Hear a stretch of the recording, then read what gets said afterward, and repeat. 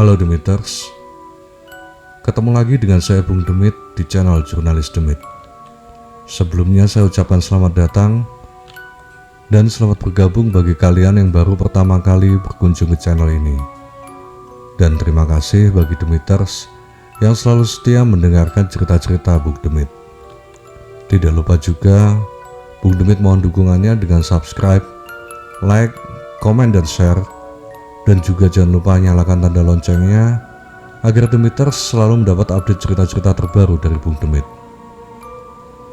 Oke Demiters, sebelum memulai cerita, Bung Demit mohon izin untuk membacakan sebuah mantra yang atas seizin Yang Maha Kuasa akan menjaga kita semua dari gangguan para demit dan lelembut. Karena tidak jarang cerita semacam ini juga dapat mengundang kehadiran mereka yang ada di sekitar kita.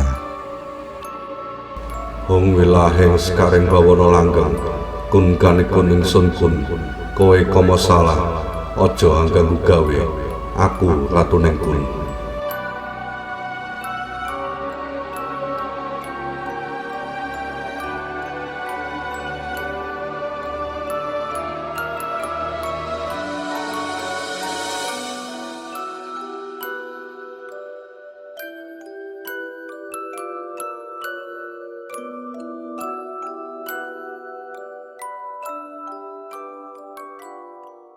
Aplikasi Notepad yang tertampil di layar laptopku masih kosong sedari tadi. Aku masih terus berusaha keras untuk berpikir, karena dari tadi tidak ada satu kata pun yang bisa aku tulis untuk naskah cerpen misteri yang sedang aku garap. Biasanya otakku cukup lancar, tapi tidak untuk hari ini. Segala sesuatunya seolah mampet, seret. Aduh. Aku mencoba membayangkan sedang berada di tengah hutan angker, tapi bayangan yang muncul pun tidak menyeramkan. Aku juga mencoba membayangkan berada di sebuah rumah tua dan menyeramkan, lalu tiba-tiba muncul sosok putih yang melompat-lompat. Yang muncul malah bayangan madu mongso, jajanan tradisional khas lebaran. Satu-satunya hal yang menyeramkan yang terlintas di pikiranku saat ini adalah membayangkan kamu menolak cintaku.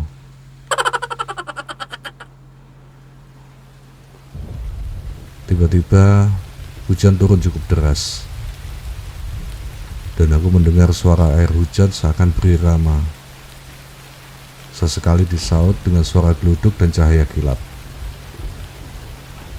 Ternyata tepat perkiraan cuaca dari BMKG kalau hari ini bakal hujan deras. Jarum jam menunjukkan pukul 19.30 alias setengah 8 malam. Perutku mulai terasa lapar, tapi aku enggan keluar untuk beli makanan. Lebih tepatnya sih malas. Apalagi di luar hujan cukup deras. Lebih baik aku memilih sedikit menahan lapar daripada harus berbasah-basah kehujanan. Kalau basah sama cintamu sih aku bahagia. Setengah jam berlalu aku ke teras dan melihat kondisi di luar. Hujan masih deras dan langit begitu pekat. Jalanan di depan rumah kontrakanku ini pun sangat sepi.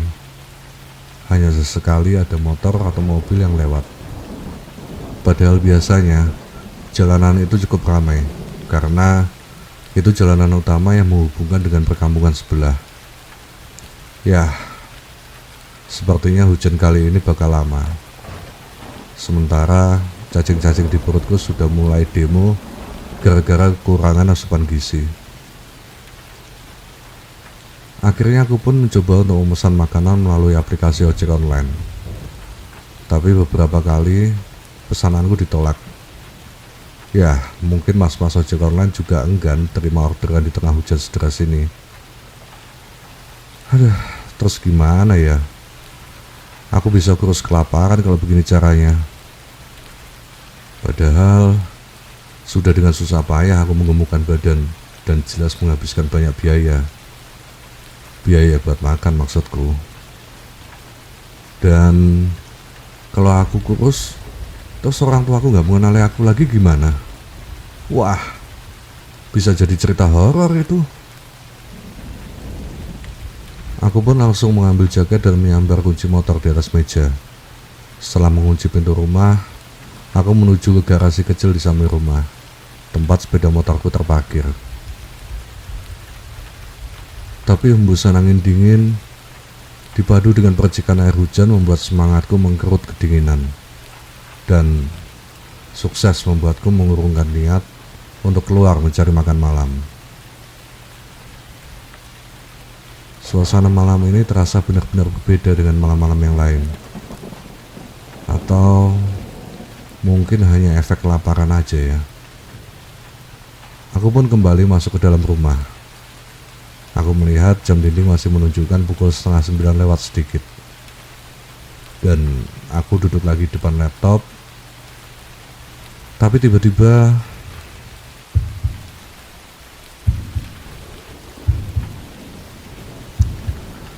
aku ingat kalau aku masih menyimpan 2 bungkus mie instan dari aku ikut donor darah tempo hari. Dan sepertinya sih masih ada di dalam tas yang aku pakai waktu itu. Ya, lumayanlah untuk mengganjal perut sambil menunggu hujan reda, pikirku sambil membuka tas dan mengambil mie instan itu. Tepat ketika aku hendak beranjak ke dapur, terdengar suara ketukan pintu berbarengan dengan suara gemuruh geluduk.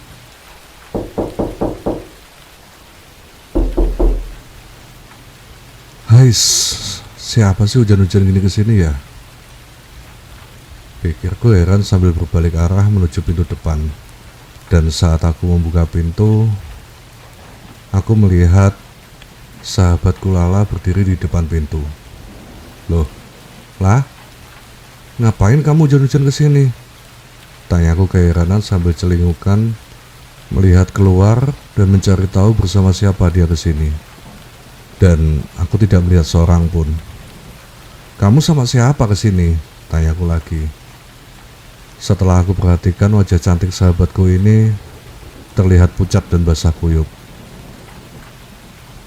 Mendengar rentetan pertanyaanku, dia hanya diam dan tersenyum tipis.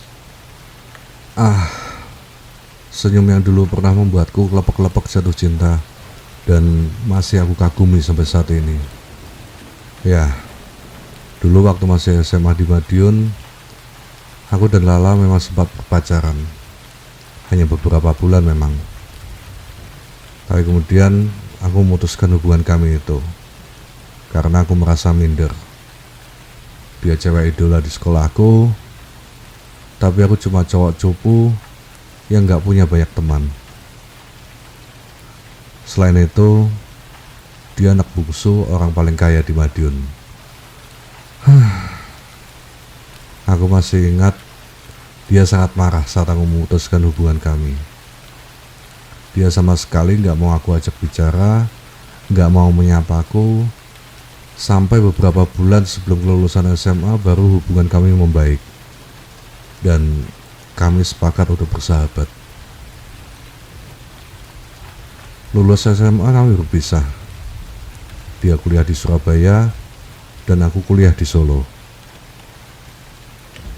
Setelah lulus kuliah, ternyata kami ketemu lagi dan tinggal di satu kota yang sama, di kota Malang. Di kota Malang ini, dia mengurus usahanya sendiri di bidang organizer, sedangkan aku bekerja sebagai wartawan. Loh, kok aku malah curhat? Maaf Demiters. Kemudian aku mempersilahkan dia untuk masuk. Lagi-lagi dia hanya tersenyum. Aduh, manis banget, Mak. Dia pun menerima ajakanku dan masuk ke ruang tamu. Sebentar ya, aku ambil handuk dulu, kataku sembari mau masuk ke kamar untuk mengambil handuk bersih buat Lala. Belum sempat aku membalikan badan, aku cuma mampir sebentar kok. Tadi ada kecelakaan di jalan besar itu. Korbannya 1 orang, meninggal di tempat. Macet banget. Akhirnya dia ngomong juga, Mungkin tadi dia lagi kedinginan, jadi susah buat ngomong. Kamu belum dapat berita kan hari ini? Tanyanya. Kok kamu tahu? Tanya aku balik keheranan. Memang hari ini belum ada satu berita pun yang aku kirim ke kantor. Udah, nggak penting gimana aku bisa tahu. Cepetan ke sana biar dapat berita, jawab dia. Oke deh, kamu tunggu di sini ya. Kalau mau bersih-bersih badan, ambil aja sendiri handuknya di kamar, di lemari tingkat nomor 2 dari atas. Aku pun segera mengambil tas, handphone dan kunci motor. Aku kesana dulu ya lah, pamitku ke Lala. Dan sesaat sebelum aku keluar dari pintu rumah, dipanggil Lala. Yap, kenapa lah?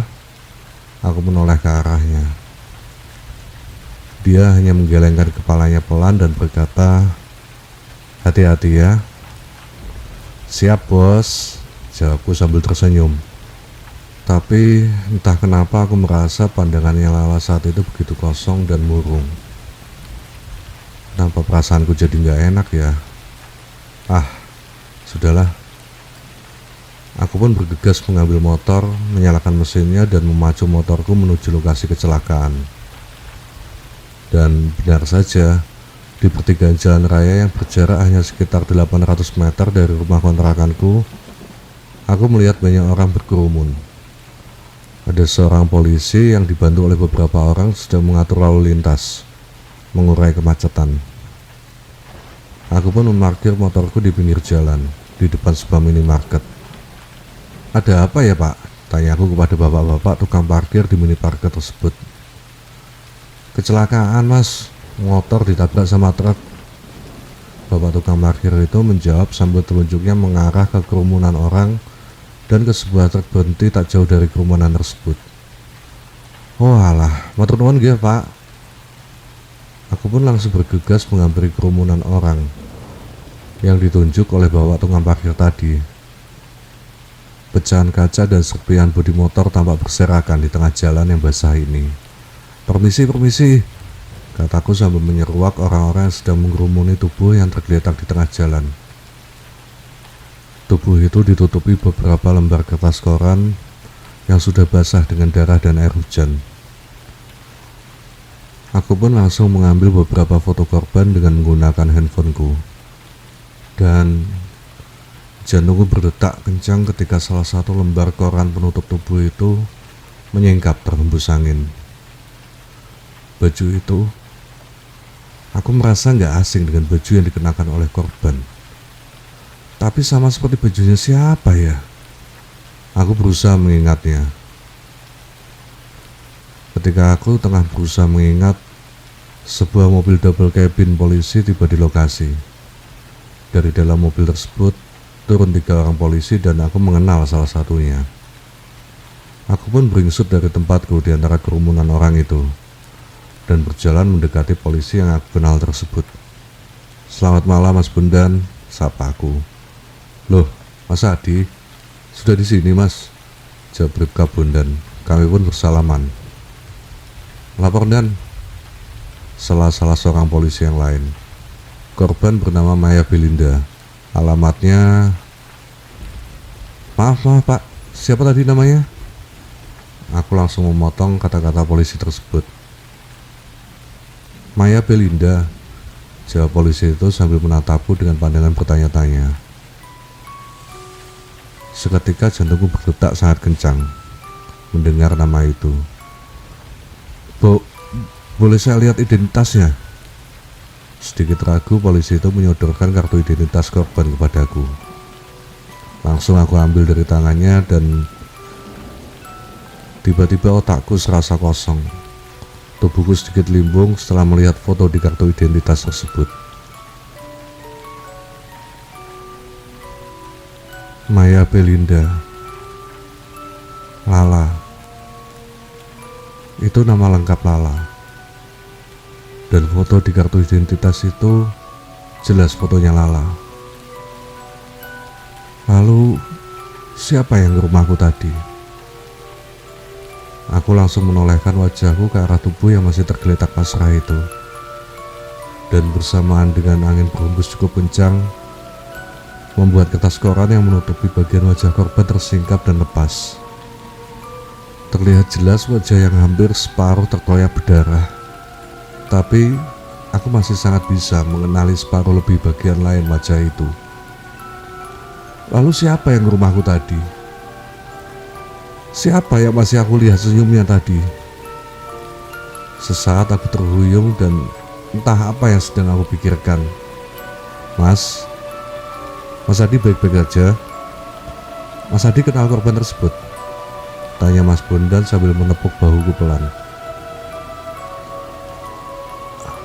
Aku menghela napas, mengangguk lemah. Itu Lala, sahabatku. Aku menjawab lirih. Itu Lala, perempuan yang masih aku cintai sampai saat ini. Aku berkata jujur dalam hati. Aku juga masih mencintaimu, Di. Tiba-tiba seakan aku mendengar suara Lala berbisik tepat di samping telingaku. Dan saat aku memandang ke arah sebuah pohon sekitar 10 meter dari tempatku berdiri, aku melihat sosok Lala di bawah pohon itu. Meskipun cukup gelap dan terhaburkan tirai hujan, aku masih sangat bisa mengenalinya. Ia melambaikan tangan ke arahku dan perlahan lenyap. Namun lagi-lagi di telingaku seakan terdengar suaranya berbisik dan berkata, "Aku akan tetap bersamamu, seperti janji kita dulu."